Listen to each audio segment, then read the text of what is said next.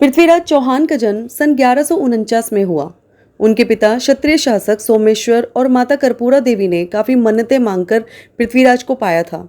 इसलिए उनके जन्म पर उनके माता पिता की खुशी का ठिकाना ना रहा। उनका पालन पोषण अनेक सुख सुविधाओं से हुआ। चंद्रवरदाई उनके सबसे अच्छे मित्र थे, जो आगे चलकर राजकवि बने और उन्होंने पृथ्वीराज रासों की रचना की। 5 वर्ष की आयु में पृथ्वीराज ने सरस्वती कंठाभरण विद्यापीठ से शिक्षा प्राप्त की।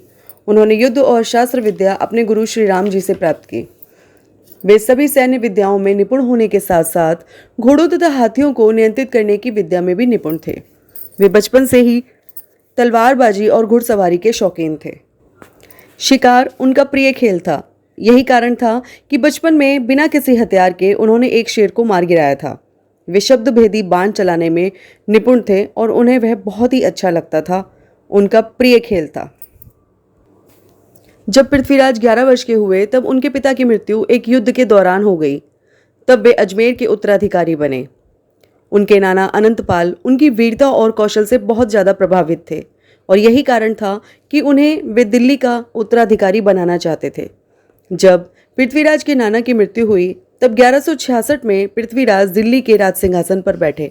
तब उन्होंने पिथौरगढ़ का निर्माण कराया, जो कि दिल्ली में वर्तमान समय में पुराने किले के नाम से मशहूर है। परंतु उनका मन अजमेर में ही था। तब उन्होंने अजमेर और पिथौरगढ़ दोनों को दिल्ली की राजधानी घोषित किया। लगातार विजय अभियान चलाकर उन्होंने अपनी सीमा को विशाल बना लिया था। एक आदर्श शासक के तौर पर उन्होंने अपने साम्राज्य को मजबूत बनाने के लिए बहुत से कार्य किए। यह देखकर कई राजा उनसे जलने लगे, जिनमें से एक था राजा जयचंद। जहां एक तरफ राजा जयचंद पृथ्वीराज चौहान की प्रसिद्धि से जलता था, वहीं दूसरी तरफ उसकी पुत्री संयोगिता पृथ्वीराज से बहुत ही ज्यादा प्रभावित थी और मन ही मन उन्हें अपना मान बैठी थी। पृथ्वीराज भी संयोगिता की सुंदरता के कायल थे और मन ही मन उससे प्रेम करने लगे थे।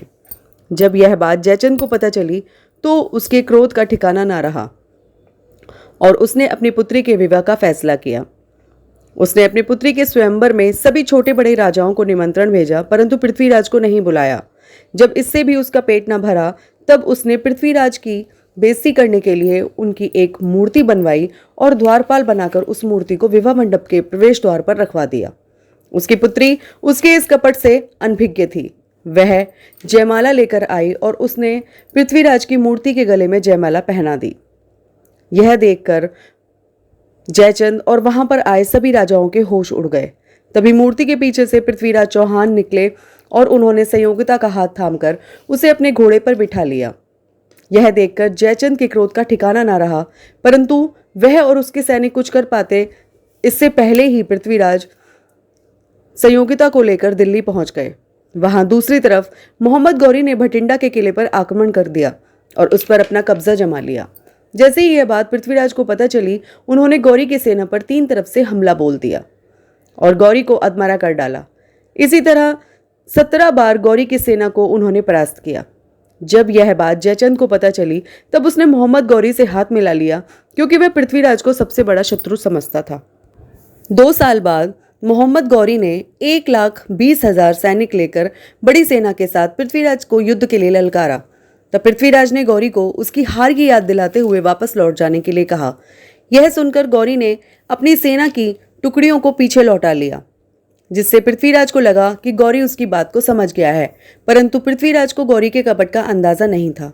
एक दिन सुबह सुबह गौरी ने चारों तरफ से पृथ्वीराज की सेना पर हमला बोल दिया। उस समय जबकि सब लोग पूजा पाठ में व्यस्त थे, पृथ्वीराज को यह अंदाजा नहीं था कि गौरी अपनी सेना को लेकर नहीं लौटा है और गौरी ने अपनी सेना के साथ मिलकर कत्लेआम मचा दिया। इस तरह से पृथ्वीराज गौरी के कपट का शिकार बन गए। गौरी ने पृथ्वीराज के साथ उनके प्रिय मित्र और कवि चंद्रवरदाई को भी बंदी बना लिया। जब पृथ्वीराज को गौरी के समक्ष पेश किया गया तब पृथ्वीराज की आंखों का तेज देखकर गौरी घबरा गया। उसने उन्हें आंखें झुकाने का आदेश दिया, परंतु यह सुनकर पृथ्वीराज ने आंखें झुकाने से मना कर दिया और कहा कि मैं तुझसे नहीं डरता और मुझे किसी बात का भय नहीं। यह सुनकर गौरी बौखला गया और उसने पृथ्वीराज की आंखें गर्म सलाखों से निकलवाने का आदेश दे दिया और बंदी बनाकर कारागार में डाल दिया। यह सब देखकर पृथ्वीराज के मित्र चंद्रवरदाई बहुत ही दुख हुए। उन्होंने गौरी से कहा कि पृथ्वीराज, अचूक निशाना लगा सकता है, परंतु गौरी ने उनकी बात पर यकीन नहीं किया और हंसी उड़ाई। तब चंद्रबरदाई ने कहा कि आप खुद ही देख लीजिए। तब पृथ्वीराज को बुलाकर उनके हाथ में धनुष और बाण दे दिया गया और बाण चलाने के लिए कहा, परंतु पृथ्वीराज ने कहा कि मैं एक राजा हूं और केवल राजा के कहने पर ही बाण चलाऊंगा। तब गौरी ने पृथ्वीराज को बाण चलाने का आदेश दिया। उससे पृथ्वीराज को गौरी की दिशा का अंदाजा हो गया। तब चंद्रबरदाई ने एक दोहा पढ़ा, 4 बांस 24 गज, अंगूर अष्ट प्रमाण, ता ऊपर सुल्तान है, मत चूके चौहान।